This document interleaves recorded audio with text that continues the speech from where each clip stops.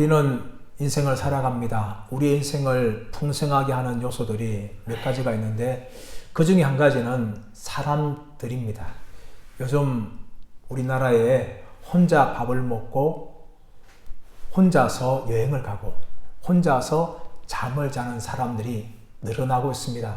그런데 불구하고 아무리 혼자서 밥을 먹고 여행을 하고 또 살아간다 할지라도 사람들을 만나지 않고는 결코 살아갈 수가 없습니다.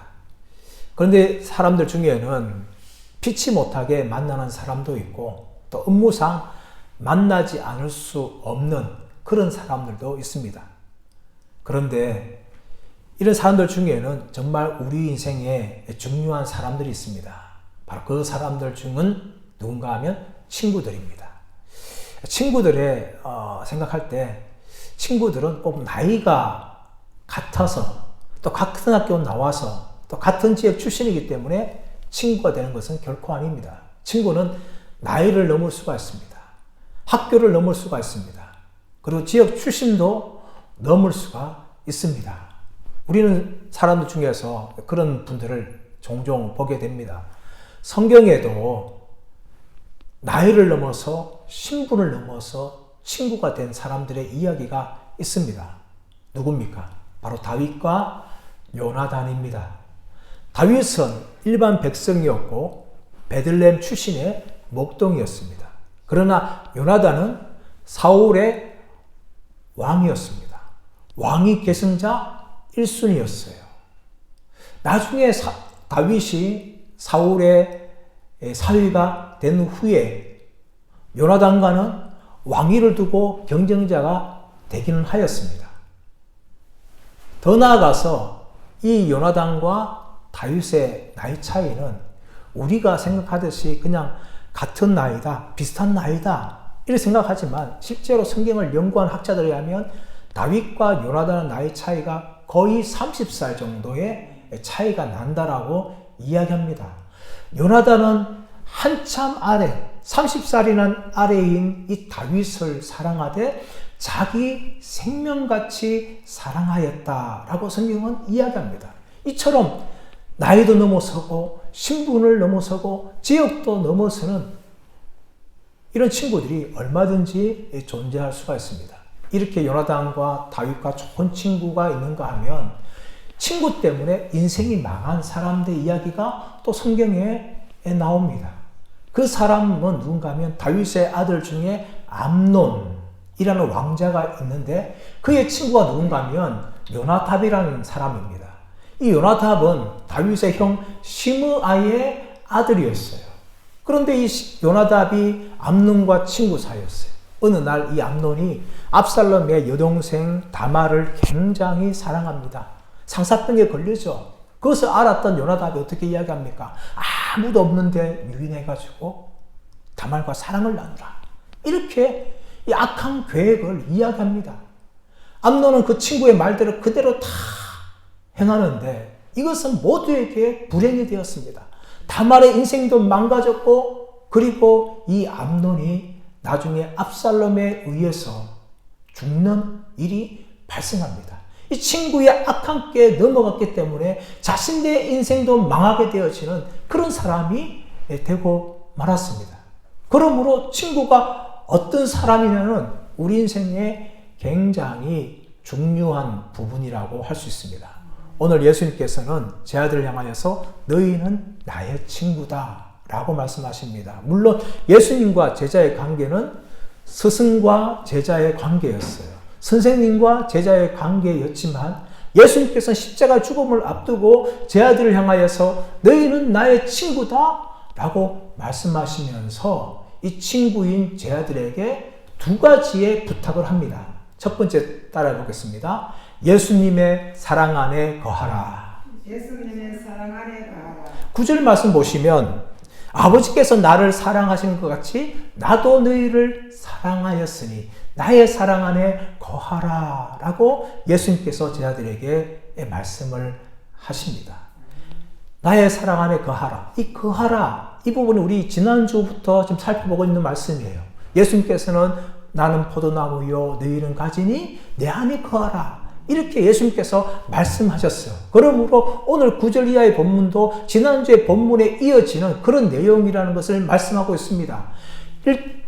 1절에서 이 8절까지 이 부분 속에서는 예수님 안에 거하라 이렇게 말씀하셨지만 오늘 말씀에서는 예수님의 사랑 안에 거하라 이렇게 예수님께서 말씀을 하시고 계십니다. 이 거하다는 것은 헬라 단어 메노, 뭐뭐 안에 머물다 이런 의미를 가지고 있죠. 근데 이 메노라는 헬라 단어가 부정과거 시제로 사용되어져서 메이나테라는 단어를 사용합니다. 이 말은 무슨 말인가 하면 예수님 안에 거하는데 예수님 안에 머무는데 한 번만 머물지 말고 계속해서 머물러 있으라 이렇게 예수님께서는 말씀하는 겁니다. 가지가 이 열매 맺기 위해서는 한 번만 포도가 붙어 있는 것이 아니라 계속 붙어 있어야 열매를 맺듯이 예수님께서는 제자들을 향하여서 너희는 내 안에 거하는데 한 번만 머물지 말고 계속해서 머물러 가는 삶을 살아라 이렇게 말씀합니다. 왜 예수님 이런 말씀하실까요? 그것은 바로 예수님께서 제자들을 사랑하셨기 때문입니다. 그런데 이 예수님의 사랑은요, 출발이 어디였을까요? 바로 하나님 아버지의 사랑이었어요. 아버지께서 나를 사랑한 것 같이 나도 너희를 사랑하노니 나의 사랑 안에 거하라. 이 예수님의 사랑의 출발은 뭔가 하면 하나님 아버지께서 예수님을 사랑하셨다는 거예요. 이미 창세 전부터 하나님 아버지께서는 예수님을 사랑하셨고 예수님이 이 땅에 오셔도 하나님 아버지께서는 예수님을 사랑하셨어요. 그러므로 예수님은 그 사랑을 가지고 계셨는데 바로 그 사랑을 누구에게 베푸는가 하면 제자들에게 흘러보내십니다. 흘러보내심을 통하여서 너희는 내 안에 거하라 이렇게 말씀한 거죠. 그렇다면 여러분 예수님 사랑 안에 계속해서 거할 수 있는 방법이 무엇일까요? 10절 말씀이 나옵니다. 내가 아버지의 계명을 지켜 그의 사랑 안에 거하는 같이 너희도 내 계명을 지키면 내 사랑 안에 거하리라. 여러분 예수님께서 아버지의 계명을 지켜서 하나님의 사랑 안에 거하였습니다. 마찬가지로 너희가 내 계명을 지키면 내 사랑 안에 거하리라 이렇게 말씀하는 거예요. 하나님 아버지의 사랑에 거할 때 예수님께서 순종함으로 계명을 지킴으로 거하였듯이 제자들도 예수님의 사랑 안에 계속해서 거하기 위하여서는 예수님의 계명을 지키는 삶을 살아가야 합니다. 우리 예수님께서는 이 땅에 오셔서 하나님 아버지의 모든 말씀에 다 순종하였어요. 그러나 구약에 있는 이스라엘 백성들은 그렇게 하지 않았습니다. 하나님께서는 애굽의 노예였던 이스라엘 백성들을 출애굽시켜서 가나안 땅에 들어가게 하셨어요. 그리고 하나님을 섬기며 하나님 말씀을 지킬 것을 원하셨습니다. 하지만 이스라엘 백성들은 하나님을 섬기지도 않고 더 나아가서 하나님 말씀에 순종하지 않는 그런 삶을 살아갑니다. 그 결과 그들의 나라가 바빌론에 의해서 아수르에 의해서 망하는 결과를 낳게 되었습니다. 이런 이스라엘에 비해서 참 포도나무셨던 예수님께서는 하나님 아버지의 말씀에 순종하시되 철저하게 순종하셨어요. 예수님은 선택적으로 순종한 것이 아닙니다. 공생의 사역을 하실 동안 또 이 땅에 삶을 사실 동안 예수님은 하나님 아버지의 모든 말씀에 다 순종하셨어요. 그리고 더 나아가서 예수님께서는 십자가의 죽음마저도 순종하셨습니다. 십자가의 죽음은 육체적으로 정말 고통스러운 것입니다. 정말 인간의 이 사형 방법 중에 십자가만큼 잔인한 방법이 없다라고 말할 정도로 십자가는 너무나 육체적으로도 고통을 주는 죽음이었습니다. 그러나 예수님께서는 단순히 육체적인 고통 때문에 십자가를 두려워한 것이 아니었습니다. 예수님께서 십자가에 죽으신다는 것은 하나님 아버지로부터 버림받는 것이었습니다. 그것이 너무나 고통스럽기 때문에 예수님께서는 겟세마네 동산에서 기도합니다. 아버지요, 이 잔을 내게서 지나가게 하여 주옵소서. 할 수만 있으면 이 잔을 내게서 지나가게 하여 주옵소서. 이렇게 예수님 기도하셨지만 예수님은 그러나 나의 원대로 하지 마옵시고 아버지의 원대로 하옵소서 하면서 이 하나님 아버지의 뜻을 받아들이시고 그 십자가에 죽으셨습니다. 예수님은 철저하게 순종하셨고 그 순종이 바로 하나님의 사랑 안에 거하는 방법이었고 이 땅에서도 하나님과의 관계를 유지하는 방법이었습니다. 여러분, 예수님의 이 순종은요, 그러나 억지로 그렇게 마지못해 하는 순종이 아니었습니다. 예수님의 순종은 기쁨의 순종이었어요. 10절 말씀 보시면 내가 너희에게 이것을 이름은 내 기쁨이 너희 안에서 너희 안에 기쁨이 충만하게 하기를 원하노라 이렇게 말씀하세요. 예수님은 내 기쁨이라고 말씀하십니다. 예수님은 순종할 때에 억지로 하는 것이 아니라 기쁨으로 그렇게 예수님께서는 순종을 하신 것이었습니다. 이 기쁨이 바로 제 아들 안에 충만하게 거하여서 그들도 기쁨을 가지고 순종하기를 원하셨다는 것입니다. 요즘에 우리나라의 공무원들이나 군인들이 조기 퇴직하는 분들이 많으세요. 특히 젊은 사람들이 힘들게 공무원 시험 몇 년을 준비해서 공무원이 되었는데 2년, 3년 안에 이 공무원을 그만두고 또 군인들 그만두는 그런 젊은 사람들이 늘어나고 있어요. 여러 가지 이유가 있죠. 연금 제도가 개혁되어서 좀 미래가 보장되지 않는다. 다른 대기업의 다른 사람들보다 월급이 작아서 경쟁 여유가 없다. 이런 여러 가지 이유들도 있는데요. 또 다른 중요한 이유가 무엇인가 하면 이 공무원 사회가 굉장히 경직된 사회예요. 상명하복이 이루어지는 것이죠. 위에서 무조건 전달하면 아무런 말하지 못하고 그냥 따라야 되는 것이 이 공무원 조직 사회예요. 특히 군인 사회가 더 그렇지 않습니까? 그렇기 때문에 젊은 사람들이 너무나 마음이 답답한 거예요. 내가 생각하는 그것이 아닌데 억지로 하다 보니까 전혀 일하는데 기쁨을 누리지 못해요. 그래서 힘들게 준비했던 그 공무원이라는 것을 내려놓고 조기 퇴사하는 사람들이 많습니다. 대기업도 마찬가지예요.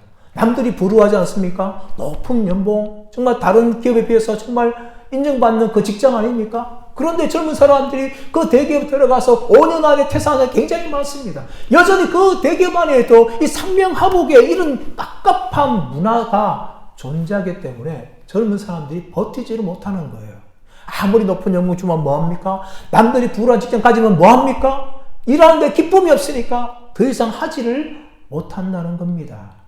예수님은 기쁨 없이 순종한 것이 아니었어요. 하나님 아버지의 계명에 순종하되 정말 기쁨을 가지고 예수님은 순종하셨습니다.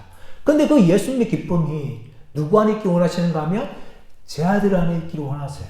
예수님의 계명을 지키는데 억지로 하는 것이 아니라 마지못해 하는 것이 아니라 기쁨을 가지고 예수님의 계명에 순종하기를 원하신 것이죠. 예수님 안의 기쁨이 바로 제 아들 안의 기쁨으로 나타나고 그들 안에 충만하기를 원하셨다는 것입니다. 여러분, 이것이 기독교의 본질이에요. 기독교는 기쁨의 종교입니다. 내가 구원받은 것, 예수님이 나의 주님이 된다는 것이 너무나 기쁘기 때문에 그 기쁨 때문에 신앙생활을 하는 겁니다. 예수를 믿는 거예요. 내 안에 구원의 기쁨이 있기 때문에 하나님 떠나지 않는 겁니다. 그러나 여러분, 이슬람 종교를 보십시오. 가족들로 내려오는 그 종교를 믿지 않으면 심지어 명예살인까지 당합니다. 가족들 모두가 다 이슬람 믿어요. 근데 한 사람이 다른 종교 믿는다? 예를 들어서 기독교를 믿는다? 하면은 다른 가족들이 아무도 모르게 기독교를 믿는 이 가족을 죽여버립니다. 아무 문제 되지 않아요, 여러분. 억지로라도 믿게 하는 게 다른 종교의 특징입니다. 그런데 여러분, 기독교는요, 기쁨 없이 믿는다는 것은 다 거짓말입니다. 왜냐하면 이 기쁨이라는 것은 이 기독교의 본질이에요. 여러분, 성령의 9가지 열명 중에 사랑 다음에 뭐가 나올까요? 희락이 나와요. 희락이 영어로 joy예요. 기쁨이에요. 이 성령의 열매, 성령이 우리 안에 계시면은 우리 안에 사랑이 나타나고 그 다음에 또 드러나는 게 뭔가 하면 기쁨이라는 거예요. 그러므로 기독교의 본질은 기쁨입니다. 하나님 나라의 본질은 무엇일까요? 로마서 14장 17절 말씀 보시면 하나님 나라는 먹고 마시는 것이 아니요 성령 안에서 사랑과 희락과 평강이니라. 할렐루야. 성령 안에서 사랑과 희락, 기쁨이 바로 하나님 나라의 본질이라는 것을 이야기합니다. 그러면 하나님께서는 예수 믿는 자들에게 무엇을 주시는가 하면 세상이 줄 수 없는 평안도 주시지만 세상이 경험할 수 없는 기쁨을 주는 거예요. 이런 기쁨은 세상이 원하는 말초적이고 육체적인 기쁨이 결코 아닙니다. 이건 세상이 줄 수 없는 것이고 하나님이 주시는 이 영적인 기쁨이 우리 안에 생기는 것이고 또 그 기쁨이 가득하여서 예수님의 계명을 지키되 마지못해서 억지로 지키는 것이 아니라 기쁨으로 예수님의 계명을 읽고 사랑하고 순종하는 데까지 나아가게 한다는 겁니다. 사랑하는 여러분, 이런 기쁨이 저와 여러분의 기쁨이 되기를 축복합니다. 그러나 여러분, 마귀는 지금도 계속해서 거짓말을 하고 있습니다. 하나님 없이 마음대로 살아라. 하나님 말씀에 순종하지 않고 네가 하고 싶은 거 하면 살아라. 그것이 너에게 진정으로 기쁨을 줄 것이다. 여러분, 이것은 마귀가 인류의 조상이었던 아담과 하와에게 했던 말이에요. 하나님 말씀대로 선악을 알게 하는 나무의 열매를 먹지 않는 것을 하지 말고 네 마음대로 먹고 싶고 그렇게 반항하며 살아가라. 이것이 아담과 하와에게 마귀가 했던 말이고 아담과 하와는 넘어가서 그만 죄 가운데 타락하고 말았던 것이죠. 지금도 이 마귀의 거짓말은 너무나 효과적입니다. 수많은 사람들이 하나님 없이 사는 것이 네 인생의 진정한 기쁨이다. 하나님 말씀 지키지 않고 네 마음대로 살아가는 것이 진정한 기쁨을 줄 것이다. 이런 말에 속아서 하나님을 믿지 않고 수많은 우상들을 섬기고 또 하나님 믿지 않고 자기 마음대로 살아가는 사람들이 있습니다.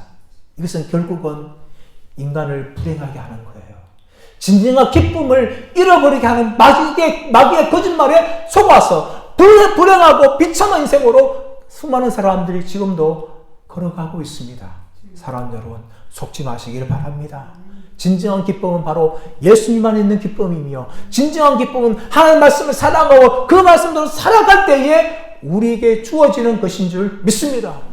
물론 여러분, 우리는 예수님처럼 하나님 말씀에 100% 순종할 수는 없어요. 우리는 죄인인 인간입니다.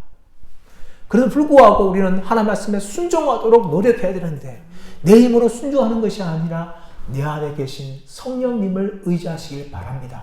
성령을 쫓으시길 바랍니다. 그러면 육체의 소욕을 이루지 않고 우리가 하나님 말씀대로 살아가는 정말 복되고 영광스러운 하나님의 자녀로서 살아갈 줄 믿습니다. 두 번째, 예수님께서는 제 아들 향하여서 너희는 서로 사랑하라 이렇게 말씀을 하십니다. 여러분 11절 말씀 보십시오. 내가 이것을 너희에게 이름은 내 기쁨이 너희 안에 있어 너희 기쁨을 충만하게 하려 함이라 라고 말씀하셨는데 그 다음에 12절 말씀 보시면 내 계명은 곧 내가 너희를 사랑한 것 같이 너희도 서로 사랑하라 하는 이것이니라. 예수님이 기쁨을 말씀하시면서 그 다음에 이 기쁨을 주는 예수님의 계명이 무엇인지를 12절에서 말씀하고 있죠. 그것은 뭡니까? 내 계명은 곧 내가 너희를 사랑한 것 같이 너희도 서로 사랑하라. 너희도 서로 사랑하라. 여러분, 예수님께서 제 아들을 향하여서 너희는 서로 사랑하라 이야기하셨는데 제 아들은 어떤 사람이었습니까? 그들은 전혀 사랑과 거리가 멀었습니다. 예수님께서 제 아들을 향하여서 너희는 서로 사랑하라 명령할 만큼 이 제 아들의 삶은 전혀 정반대의 삶을 살았죠.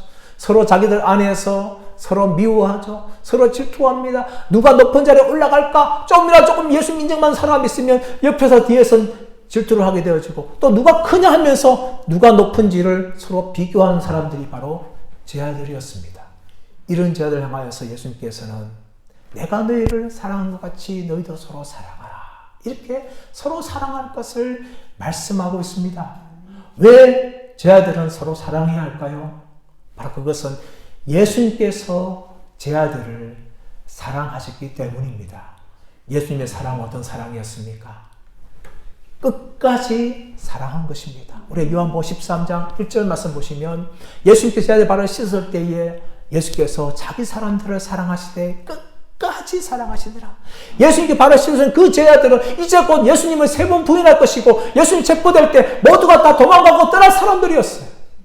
근데 그런 사람인 줄 알고도 예수님께서는 제자들의 발을 씻으시면서 3번이나 예수님을 부인할 것이며 예수님을 버리고 도망갈 그 제자들을 사랑하시되 끝까지 사랑하셨다라고 이야기합니다.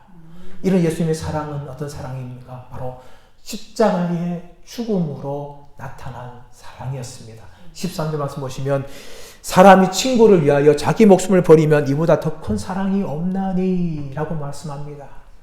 여러분 이것은 그리스 로마 시대에 이 친구들의 관계에 대해서 이야기하고 있는 거예요. 친구들 간의 우정에서 가장 이게 클라이막스는 뭔가 하면 친구를 위해서 기꺼이 자기 목숨까지 버리는 것이다 라고 그 당시에 이 우정에 대해서 정의하였어요. 예수님께서는 바로 제자들을 향하여서 자기 목숨을 십자가에 버리시는 사랑으로 그렇게 나타나셨습니다. 그러므로 예수님께서는 제자들을 향하여서 내가 너희를 사랑한 것 같이 내가 너희를 위하여서 끝까지 사랑하고 내가 너희를 위하여서 십자가에 죽기까지 사랑하였는데 너희도 사랑하라.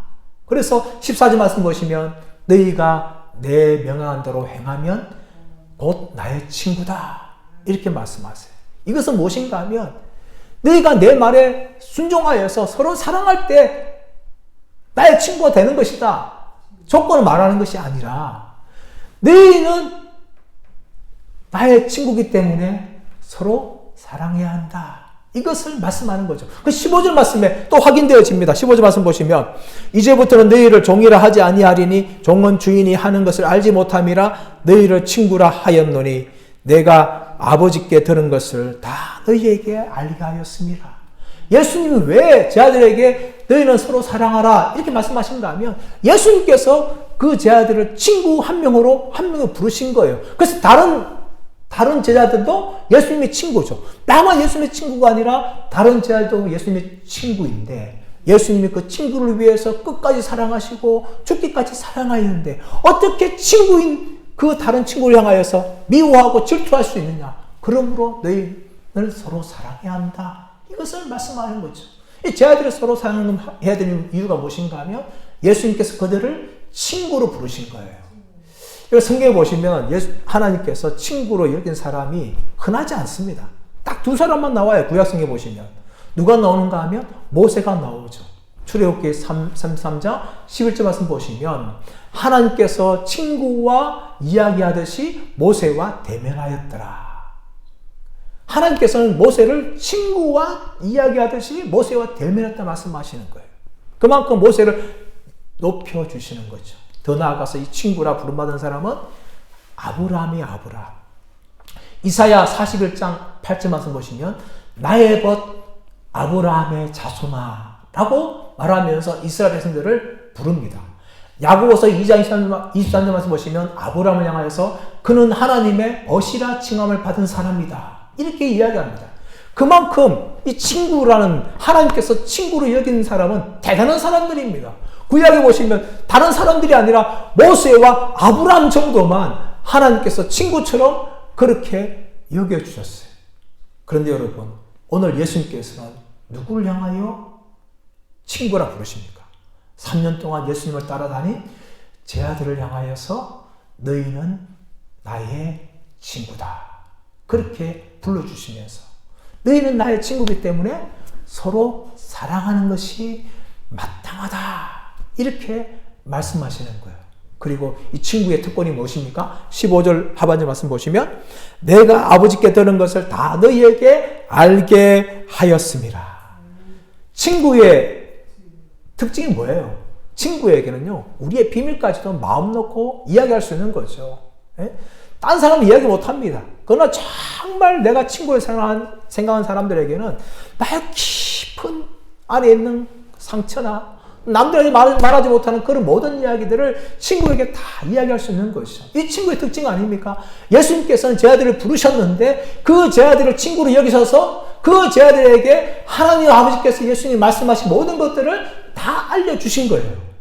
예수님께서 곧 십자가에 죽으시고 3일 만에 부활하시고 승천하실 것을 말씀하여 주시고, 또한 예수님께서는 이제 승천하신 후에 또 다른 보혜사를 보내시고, 또 너희는 나보다 더 큰 일을 할 것이다 하면서 하나님 아버지께서 예수님께 말씀하신 이 구속의 계획에 대해서 모두 다 제 아들에게 그렇게 알려주신 것입니다. 창세기 18장 말씀 가보시면 하나님께서 천사들과 함께 소돔과 고모라를 방문하기 위해서 오십니다. 그때 아브라함이 자기 집으로 모시죠. 음식을 탁 대접합니다. 그때 하나님께서 아브라함에게 두 가지의 비밀을 이야기하십니다. 하나는 무엇인가 하면 내년 이맘때에 네 아내 사라에게 아들이 있을 것이다. 이렇게 한 가지 이야기해 주시고, 또 한 가지 무엇인가 하면 왜 하나님께서 이 땅에 내려오셨는지 대해서 이 소돔과 고모라의 죄악을 살펴보기 위해서 내려오신 것이라고, 찾아온 것이라고, 그렇게 비밀에 대해서 이야기하시는 것이죠. 하나님께서는 아브라함을 친구처럼 여기셨기 때문에 그 친구에게 모든 것을 다 말씀하셨어요. 그리고 예수님께서도 제 아들을 친구처럼 여겨서 이 구속의 계획에 대해서 다 알려주셨습니다. 이것이 바로 제자들의 특권이에요. 영광이에요. 예수님께서 다 구속의 계획에 대해서 알려주신 것이지만 아직까지 이들이 영적인 지혜가 없어서 예수님의 말씀을 다 이해하지 못했던 것 뿐이었습니다.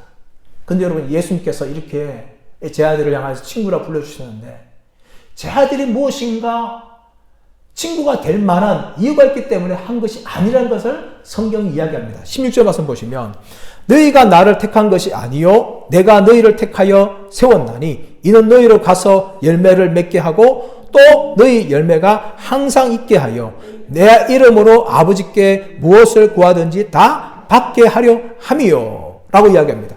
너희가 나를 택한 것이 아니요 내가 너희를 택하여서 세웠나니 라고 이야기합니다. 일반적으로 이 이스라엘 당시에 이 서성과 제자가 어떻게 형성되어지는가 하면 제자들이 먼저 누구를 자신의 스승으로 삼을까 라고 살펴보다가 좋은 분이 있으면 그분에게 찾아가서 내가 당신의 제자가 되기 원합니다. 이렇게 제자가 스승을 선택한 것이 일반적인 관례예요. 근데 예수님께서 무슨 말씀하시는 거예요? 너희가 나를 스승으로 택한 것이 아니다. 내가 너희를 택하여서 세웠다. 이렇게 말씀하는 거죠. 예수님께서 제자들을 택하셨고 그들을 제자로 세우셨어요. 이 세우다는 이 헬라 단어가 티테미라는 단어인데 이 단어는 어떤 의미를 가지는가 하면 구별하여서 세워 주었다는 것을 이야기합니다. 예수님께서 제자들을 많은 사람들 중에서 특별하게 구별하여서 그들을 제자로 이렇게 세워 주신 거예요. 그렇다면 여러분, 예수님께서 왜 제자로 세우셨을까요? 16절 말씀 보시면 이는 너희로 가서 열매를 맺게 하고 또 열매가 항상 있게 하여 라고 이야기합니다. 너희로 가서 열매를 맺게 하고 그리고 너희로 하여금 열매가 항상 있게 하기 위해서 내가 너희를 택하였다. 여러분 15장 1절부터 예수님께서 계속해서 열매를 이야기하는데 오늘 16절 말씀하고 있는 이 열매는 어떤 열매일까요? 이 열매는 어떤 열매인가 하면 바로 전도와 선교의 열매입니다. 하는 나라 전파를 통한 그런 열매라는 것을 알 수가 있어요. 예수님께서 제 아들을 선택한 내용이 마태복음과 마가복음과 누가복음에 나옵니다. 마태복음 10장, 누가복음 6장, 마가복음 6장, 누가복음 9장에서 나오고 있는데 이 선택의 과정을 보면 예수님께서 불러셔서 12제를 부르십니다. 그리고 곧 이어진 게 뭔가 하면 그들을 파송하여서 하나님 나라의 복음을 전파합니다. 병든 자를 고치게 하고 귀신을 쫓아내게 하고 그리고 죽은 자를 살리면서 회개하라고 천국 복음을 전파하라 이렇게 제 아들을 파송합니다. 제 아들은 예수의 파송을 받아서 가는 곳곳마다 회개의 복음을 증거하고 병든 자를 고치고 죽은 자를 살리고 귀신을 쫓아내는 이 놀라운 일을 이 제자의 선택과 파송에 나오고 있는 내용입니다. 예수님께서 왜 제 아들을 선택하셨을까요? 바로 하나님 나라를 전파하기 위해서 선택하신 것입니다. 그 전파를 통해서 이 열매를 맺고 또 그 열매가 한 번만 있는 것이 아니라 항상 열매를 맺게 하기 위해서 예수님께서 제 아들을 선택하셨고 그들을 파송하신 것입니다. 이런 열매를 계속해서 맺는 방법은 무엇일까요? 그것은 기도입니다. 16절 하반절 말씀 보시면 내 이름으로 아버지께 무엇을 구하든지 다 받게 하려 함이라. 여러분 14장과 15장에서 이미 두 번에 걸쳐서 예수님께서 내 이름으로 기도하면 너희가 다 먹게 될 것이다 말씀하셨습니다. 14장 13절 14절 말씀에서는 하나님의 영광을 위해서 무엇을 구하든지 구하면 주실 것이다 이렇게 약속하셨어요. 또 15장 7절 8절 말씀에서는 내 말이 너희 안에 거하면 너희가 무엇을 구하든지 받을 것이다. 이 하나님의 말씀의 인도를 받을 것을 이야기합니다. 그리고 오늘 이 16절 말씀에서는 하나님 나라 전파를 위해서 너희가 무엇을 구하든지 내가 너희에게 줄 것이다. 이렇게 약속합니다. 제 아들은 이 약속의 말씀 따라 이 사도행전에서 이 하나님 나라의 복음을 전파하는데 정말 예수님의 이름으로 구하는 내용이 나옵니다. 사도들이 복음을 전가할 때 관원들이 잡아서 협박을 하죠. 그러나 그들은 담대하게 예수님에게 기도합니다. 주 예수님의 이름으로 하나님 나라를 전파하고 오는 것을 기도할 때에 비둘기를 타니까 천지가 진동하고 지금 하나의 복음을 전파하기 위해서 수많은 사람들이 예수님께 돌아오는 것들이 이 사도행전에 기록되어져 있습니다. 그러므로 오늘날 우리가 이 구원의 열매, 이 전도의 열매, 선교의 열매 맺기 위해서 반드시 해야 될 것은 무엇인가 하면 바로 기도입니다. 기도. 우리의 가족을 위해서, 우리의 친척과 이웃과 친구들을 위해서, 그리고 이 나라 민족을 위해서, 세계 열방을 위해서 우리가 해야 할 것은 무엇인가 하면 바로 담대하게 기도하는 거예요. 하나님 우리를 통하여서, 하나님 예신기를 통하여서, 하나님 한국교회를 통하여서, 정말 하나님 성교단을 통하여서 전 세계에 우리의 이웃들에게, 우리의 가족들에게 복음이 전거되게 하여 주옵소서. 이것이 우리가 기도해야 될 것입니다. 그리고 이 기도를 한 후에 기도만 하는 것이 아니라 우리는 나가서 천국 복음을 증거해야 돼요. 우리의 힘으로 하는 것이 아니라 기도의 힘으로, 성령의 힘으로 의지하여서 우리가 담대하게 복음을 전파할 때에 하나님께서 우리의 기도를 들으시고 반드시 성령을 통하여서 이 전도와 선교의 열매를 우리 가운데 주실 줄 믿습니다. 그러므로 오늘날 우리가 해야 할 것은 무엇인가 하면 힘써 기도하고 힘써 복음을 전파하는 일인 줄 믿습니다. 이 일을 언제 해야 됩니까? 우리가 살아있을 때 해야 돼요. 우리가 건강할 때 해야 합니다. 누가복음 16절 말씀 가보시면 부자와 거지 나사로 이야기가 나오지 않습니까?